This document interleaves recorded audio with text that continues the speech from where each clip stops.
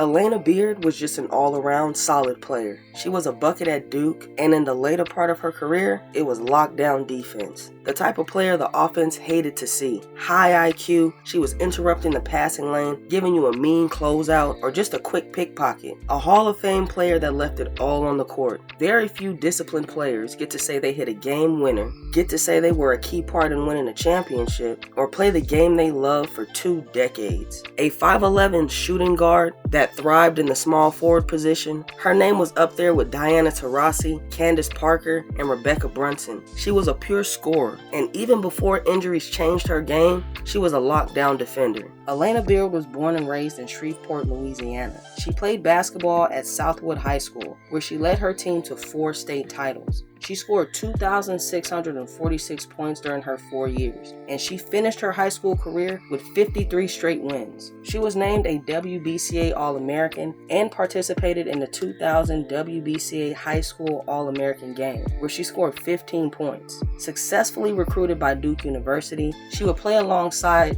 big names like Monique Curie and Lindsey Harding. She would earn Rookie of the Year and USBWA National Freshman of the Year. During her 4 years, she set a school scoring record of 2,687 points. Beard is the first NCAA basketball player to score over 2,600 points, 500 assists, and 400 steals. The key to that record being her steals. Alana Beard is personally credited with putting Duke's women's basketball on the map. While playing for the Lady Blue Devils, she was setting school scoring records, and eventually she became the first woman to get her jersey retired there. Beard helped Duke reach the Final Four twice in her career. Now, she got no NCAA championships, but Beard had a decent collegiate career. She averaged just under 20 points, 3 steals, and just about 6 rebounds. Her senior year, she was awarded the Wade Trophy, the Wooden Award, and she was ACC, AP, and USBWA Player of the Year. She was so good, in fact, she was selected 2nd overall by the Mystics in the 2004 WNBA draft, only drafted behind Diana Taurasi, and in the same draft class as Lindsay Whalen, Rebecca Brunson, and Nicole Powell. During her rookie year with the Mystics, Beard would lead the team in all stats except rebounds. Her first year with the Mystics, she led them to the playoffs. The Mystics got 1 win against the Sun before going home that year. She came in 2nd in voting for Rookie of the Year. She was tied for 4th place for Defensive Player of the Year and even got some votes for MVP that year. So she was getting her flowers early. Her potential was unquestionable, shown off in her 2nd season by being named a WNBA All-Star for the first time.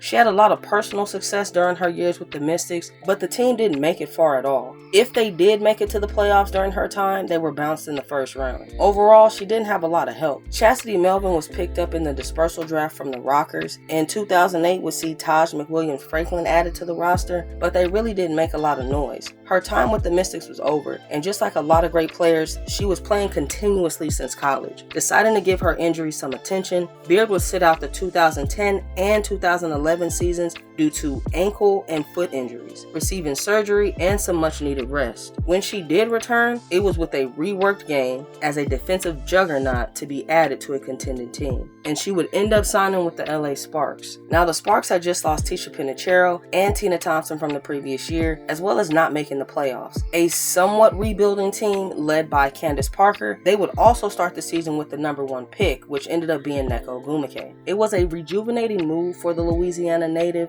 Being on a losing team has to be tough, and the Mystics had to be draining. So going to the Sparks, they were building to be contenders, and they had 2 number 1 picks that were used to winning. Her first year with the Sparks, they finished with the 3rd best record in the league, as well as the 2nd best record in their conference. That year, the WNBA would use a conference format, which would put the best Eastern team against the best Western team in the finals. They swept the San Antonio Silver Stars in the conference semifinals, but lost to the Minnesota Lynx in the conference finals. It would be a few uneventful years in LA, but in 2016, Alana Beard would be fully healthy and ready to play the entire season. She started all 34 games. But at this point, instead of playing the shooting guard position, she was playing the small forward, which was the last step in her game being completely changed. She was still a certified bucket, but instead of using her skills in that way, she was used for her defensive prowess. So she wasn't necessarily making 20-point games anymore, but she was definitely on the floor for other reasons. The Sparks would end that season with the 2nd best record in the league, and it gave them an automatic ride to the semifinals and the playoffs. following the new playoff format the WNBA instituted that year. The Sparks took out the Sky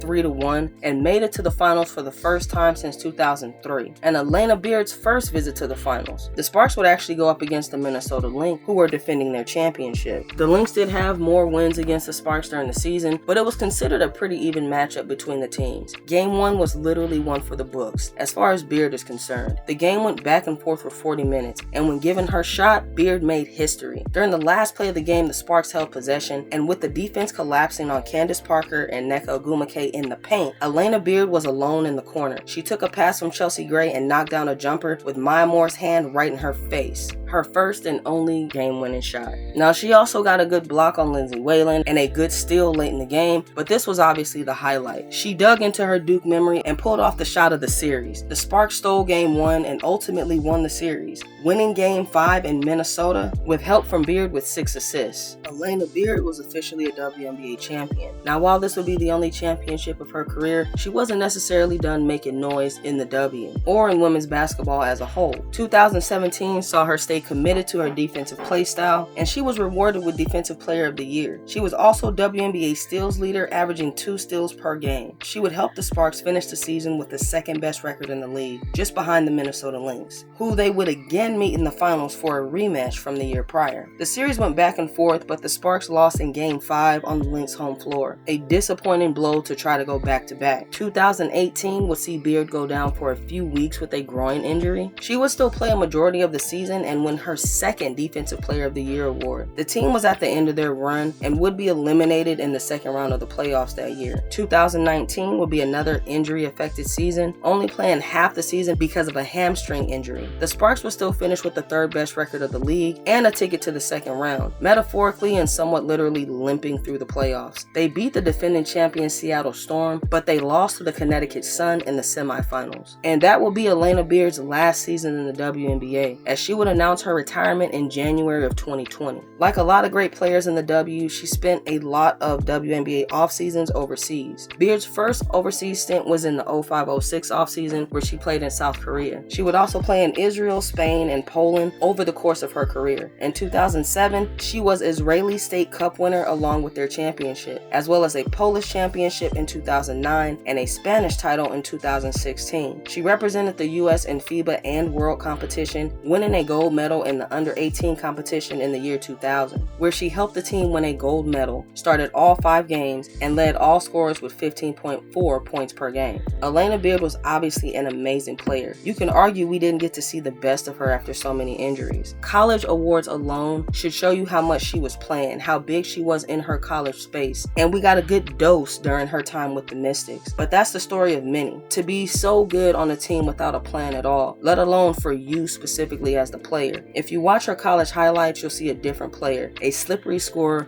that made the right pull-up or drive against her defender. Watching her time on the Sparks, you'll find a player that wanted to stay in the game. Without being the highest scorer on the team, Alana Beard was still determined to be impactful, an automatic start, and dependable teammate. And she did that to the fullest, putting all her energy into defense and her matchups, locking down her opponent, disrupting passes, and most of the time she was the first person to dive on the floor. You have to respect her story. After being listed with literal legends and now Hall of Famers, she was relegated to a role position but simply said, "Hold my beer." You can't ask for more as a teammate. You can't ask for better as a coach. She gave her all, no matter what role she had to play.